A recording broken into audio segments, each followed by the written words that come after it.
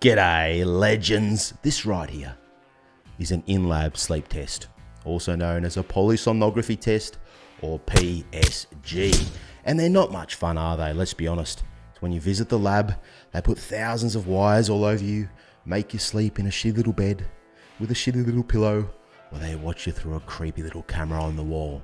And if that's not enough, while you're trying your best to get a bit of shut-eye, the techs keep busting through the door, scaring the living hell out of you to replace the wires. And then you finally get to sleep. But it's too late. It's 6 o'clock in the morning, the techs are back in the room, ripping half the hairs off your chest and legs, and then they kick you out the fucking door. See you later. Not much fun. Now, this here, on the other hand, is a ResMed One home sleep test. Have a look at the size of it, would you? Fits on your finger. And old mate over here, well, that's Elizabeth Holmes from Theranos. Now, what do they all have in common? You're about to find out. Home sleep tests, they're great in theory, but are they accurate? And does it even matter? Let's take a look.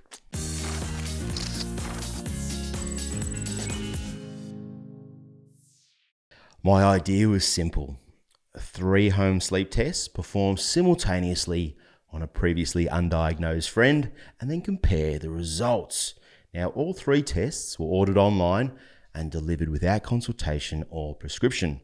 And the tests are as follows. The ResMed One home sleep test, $149, originally developed by a Belgian company called Ectosense. It's also called Night Owl, and ResMed acquired Ectosense back in 2021.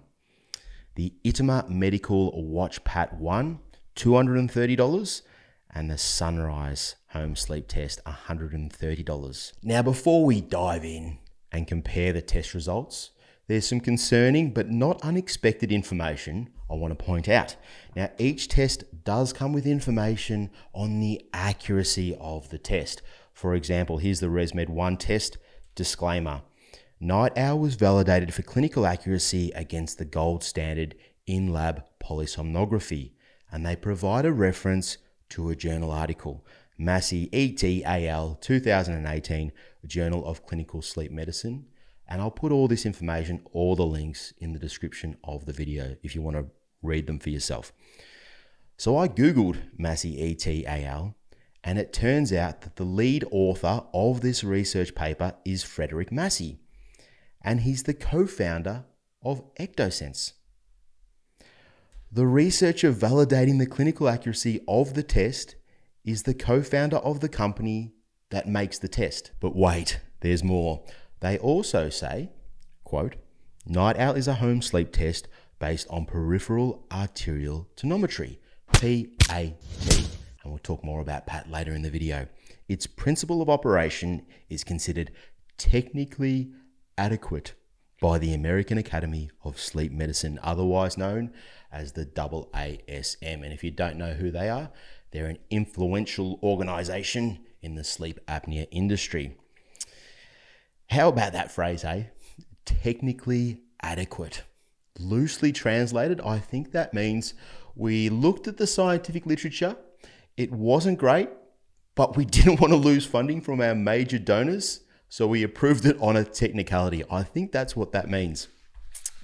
Anyway, so I jump on the AASM website, and sure enough, ResMed, who acquired Ectosense in 2021, is a diamond donor, as well as Itema Medical, who manufactures the WatchPAT One. The AASM is also the publisher of the Journal of Clinical Sleep Medicine. So let me break this down for you. Dearie me, the clinical research that validates the accuracy of the ResMed One sleep test is provided by the company's co-founder and published in a journal of which ResMed is a diamond donor. Itema, who is also a major donor, makes several references to the AASM. I found a recent study analysing 500 concomitant full PSG in-lab and WatchPAT tests, and the results raise many questions. Technically inadequate. Diagnostic concordance was found in 42% mild, 41% of moderate, and 83% severe sleep apnea patients, with an overall accuracy of 53%.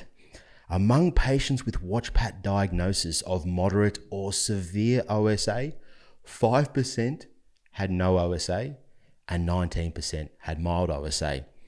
In those with mild OSA, PSG showed moderate or severe disease in 20% and no OSA in 30% of patients, accuracy 69%. Conclusion: although there was an overall tendency to overestimate the severity of OSA, a significant percentage of patients had clinically relevant misclassifications.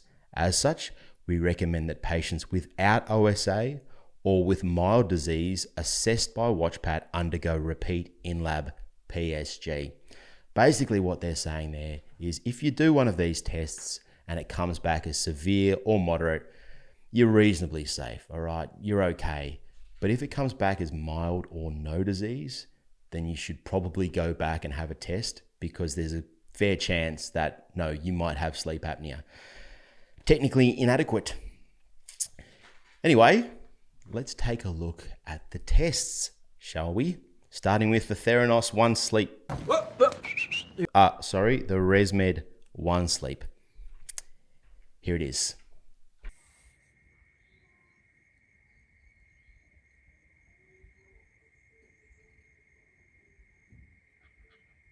Next, the Intima Medical WatchPAT One.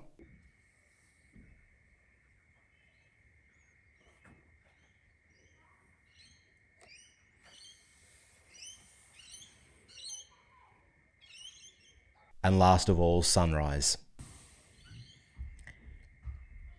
This one goes on your chin.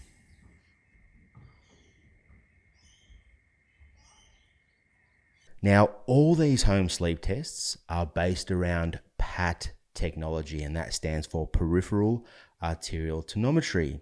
Now, put simply, an apnea event, when you stop breathing, it sets in motion a series of physiological changes. Increase in heart rate, increase in blood pressure, and sympathetic activation, just to name a few. Now, your sympathetic nervous system, that's what's responsible for your fight or flight response. You know, when there's an emergency, a threat to your life. And in that scenario, your arteries constrict to increase blood flow so you can run away from that tiger or turn and throw a punch, depending on which one you choose, depending on which person you are. Now, these devices can measure the constriction, and then they use an algorithm to analyze that information. Now, if you didn't know already, that constant activation of your sympathetic nervous system, your fight or flight response, is what will eventually take your life if you do not treat sleep apnea. Your body is under constant stress, non-stop stress.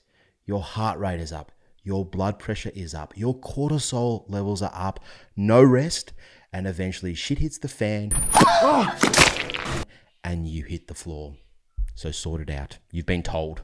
So here are the results after all of that from old mate doing the simultaneous study with these three tests. ResMed One. Now, this one here you wear for 3 nights in a row, and you also get physician comments for your $149. The results were night 1, AHI of 12, night 2, AHI of 21, night 3, AHI of 18. And the physician comments, your results show moderate sleep apnea. However, you are not suitable for a home CPAP trial without further assessment. Please talk about this with the sleep coach, the ResMed sleep coach. I found those comments a little bit strange from the physician. I mean, here you have a guy, 155 kilos, the results show moderate OSA, and he's not recommending a home CPAP trial? Why the fuck not? Anyway, I did set him up with a CPAP machine, and the results are incredible, and I'll show you those soon. Number 2, the WatchPAT One, AHI 99.2, using a 3% oxygen desaturation criteria, and 97.9 with a 4% criteria. Crazy difference, hey? And the Sunrise, estimate AHI 87.6. Crazy stuff. Now, old mate also wears an Apple Watch, so I turned on Sleep Health, and here are the results. Now, for those of you watching with untreated sleep apnea, perhaps you've tried CPAP before and given up for whatever reason, pay close attention right now because these results here are incredible and hopefully they encourage you to get back on the mask, if you know what I mean. So this is Apple sleep cycle data coming directly from Chris's watch, and it's just remarkable. Over here we have the 7th of March. This is the night he did the test, and here is the 9th of March, his first night with a CPAP machine. And let's go through the difference. So you can see here, time in bed, 8 hours and 45 minutes. Time asleep, 5 hours and 15 minutes. Now, as far as Chris is aware, he's asleep the whole time. He doesn't remember waking up, but the watch is showing he only slept for 5 hours and 15 minutes. And that's because he has, see all this red here? These are all his sleep disturbances, his interruptions because of his apnea, his breathing. This is his brain waking up out of sleep to tell him to breathe so he doesn't die. And you can see here, awake 2 hours and 45 minutes. REM sleep, he had 18 minutes of REM sleep. These little light blue sections here, that's his REM sleep. He's not doing any dreaming. He can't get into good REM sleep. Core sleep, 4 hours and 57 minutes. And deep sleep, 0 minutes. Donuts, no deep sleep. Now let's juxtapose that with his very first night of CPAP therapy, and I can just imagine his brain and his body just having the most amazing sleep. It's for the first time in years, just having a proper sleep. And have a look at it. 8 hours and 58 minutes time in bed. Time asleep, 8 hours and 24 minutes. Look at the difference in the awake periods, all the red. He's only got 2 little awake periods, and they're associated with REM, which is what we normally see. Now let's go to the statistics and compare. Awake, 3 minutes versus 2 hours and 45 minutes. REM sleep, 2 hours and 49 minutes of the most beautiful REM sleep. Look at these look at the structure of this sleep cycle. Look at this structure here. Look at this beautiful sleep cycle structure. Core sleep, 4 hours and 10 minutes. And the deep sleep, super important, 1 hour and 25 minutes of deep sleep versus 0 minutes.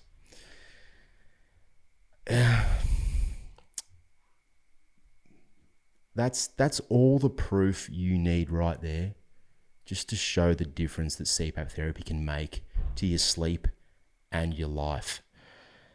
Now let's have a look at the oxygen data from his SleepHQ O2 ring. All right, if you want to pick yourself up a SleepHQ O2 ring, click the link above and you can check it out. So here we are on SleepHQ. This is my cloud-based sleep apnea management platform, checking out Chris's SleepHQ O2 ring data. We get the blood oxygen levels, the SpO2, the pulse rate, and also movement data, which is really helpful as he's moving around in bed. And have a look at the blood oxygen level drops.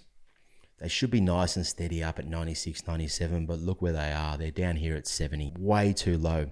Look at his pulse rate, bumping around up here at 100, 104. And then look at all the movement data here. And if we come up to the statistics up here, drops over 4%, 255 times a night. His oxygen levels were dropping 4% or more. Now let's take a look at how the results changed with the first night of CPAP therapy. You ready? Here we go. All right, have a look at the blood oxygen levels. Nice and stable. There is this period here. I'll talk about that in a minute. But look, for the majority of the night, I'll toggle back again. Look at the difference. Incredible. So this section here in the beginning, I'll explain that. This was Chris's first night of CPAP therapy. And just from experience, I knew he would need a lot of pressure to treat his obstructive apneas. However, I didn't want the ResMed delivering too much pressure because it can cause problems, especially for beginners. So I capped it at 14, and it looks like that was just a little bit too low. He needs just a little bit more, maybe 15 centimeters. And check out the heart rate right here. It's erratic in the beginning, associated with the blood oxygen drops, but once they become stable, look at this, 97, 97, look at what the heart does. Look at this beautiful drop in heart rate. It's finally resting. 65, 63, 61, 55. We're going 49. Down here at 47. Let's compare that prior to CPAP. See how erratic it is throughout the entire night. That's the activation of the sympathetic nervous system, the fight or flight response. And all the movement data here in pink. Why is there so much movement data? Because he's waking up to breathe. That's what's happening. Let's check it with CPAP. Look at this. Look at the difference. Hardly any movement. Incredible stuff. There's your proof right there. That is your proof. Get back on CPAP, guys. A lot of people who fail the first time around with CPAP normally succeed the second time around or the third time around. So if you have given up, make sure you go back and try again. Jump on SleepHQ, of course. You have access to this information now, and you can see exactly the improvement CPAP therapy can make to your health data right here, but you'll also feel it as well. And here's my final thoughts before the heavens open up and the rain starts tumbling down. Coldest Easter in 80 years for us here in Melbourne. Home sleep tests. They're a useful screening tool, especially for those with severe sleep apnea. However, the results are far from accurate, so take them with a grain of salt.